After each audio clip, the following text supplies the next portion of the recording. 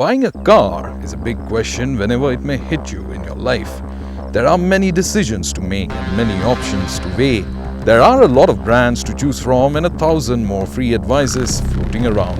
What if I told you that you don't need to be bothered with all this, you don't have the time for that? But how do you buy a car blindfolded then? You don't. You buy a Volkswagen Polo GT TSI. Plug in your life to this high-tech small little car that is simply a proof for the saying that great things come in small packages.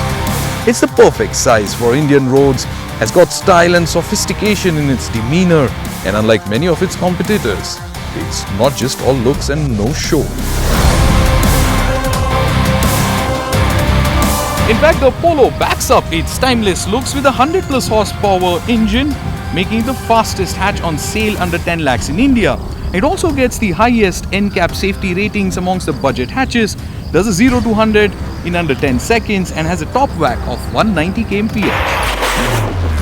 It now gets one of the fastest gearboxes in the world, the DSG, for lightning fast shifts and of course uninterrupted power delivery to the wheels.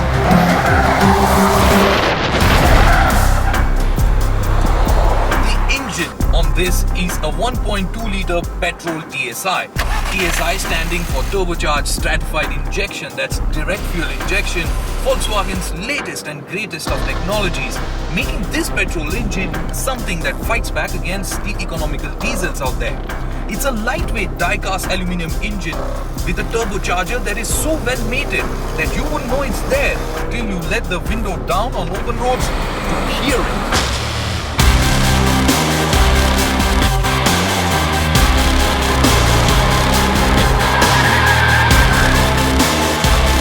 It's dishing out 175 Newton meters of torque, starting from just 1,500 RPM and it stays that way till 4,000 RPM. And then to have some extra dollops of fun, you can either switch the car into sports mode or then manual, which will help the car hold the revs right till the rev limiter. When you start getting carried away in the corners, you become increasingly of the conviction that the suspension setup on this car is a tad bit on the softer side to be doing things that I'm doing right now in the mountains. Of course, it is like that to make the car a more livable car on a day-to-day basis, but then it will start understeering the more you push it into corners. It's a light steering that some may say is a bit too much on the lighter side. It's not hydraulic, it's electronic, and yet one of the best in the segment. Now to talk of things apart from brilliant engineering in this car, well, to begin with, you have a gear shift indicator in the MID display. The center console, it looks all black but also looks forged from a single billet. What you also get is climate control, and what you don't have in the competing cars of this segment is rake as well as reach adjustment to the steering. All 4 power windows get an auto one-touch down and auto one-touch up function, which is again unseen of in this segment. And as small as the Polo GT may seem, it also gets a stonking 280 liters of boot space. Ladies and gentlemen, in the current Indian market, the Polo GT TSI rules the hatch segment by the virtue of its brilliant engineering.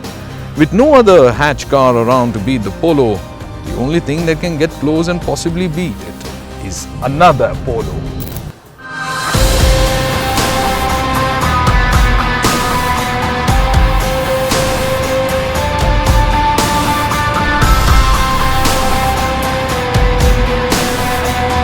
What Rohan's Polo TSI doesn't have is what this one has in oodles, the torque.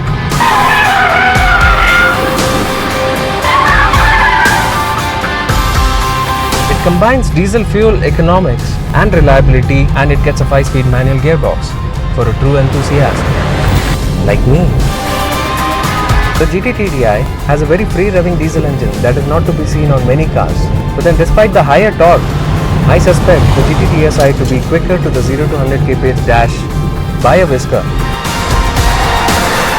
The diesel is more nose heavy when you push it around the bends because of the heavy diesel engine. The suspension seems to be on the firmer side, and that seems to soak up the bumps pretty well. The power delivery on the diesel, however, is not as linear as on the petrol, and around 2000 RPM you feel more like a punch in your face. Okay, let's cool down a bit. It's just great to be able to have this sort of fun at this price in such a well-balanced ride and handling package.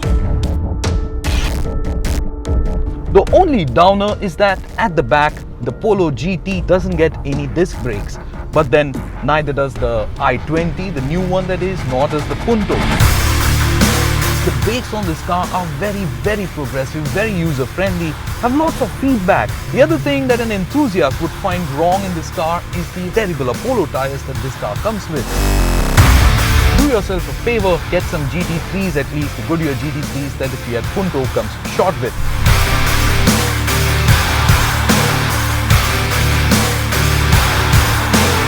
If you don't mind the petrol expenses and the costs associated with the petrol engine, then by all means, don't ever miss out on the cutting-edge ESG fun, which also comes with electronic stability program. But then again, the ESP is not what an enthusiast wants because it keeps cutting in the power when you need it the most. But Selvin, there is an ESP button in the TSI with which you can switch off the ESP. You can switch it off, but then what happens is when the car is at the limits and it senses loss of traction, it keeps kicking back and keeps interfering.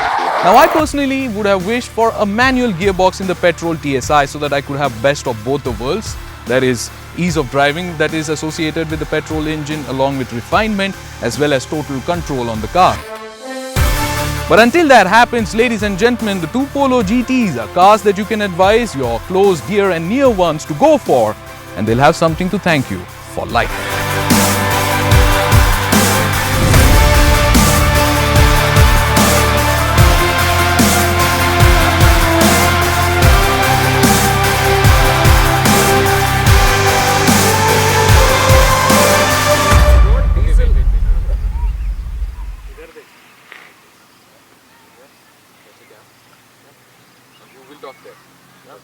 Once again.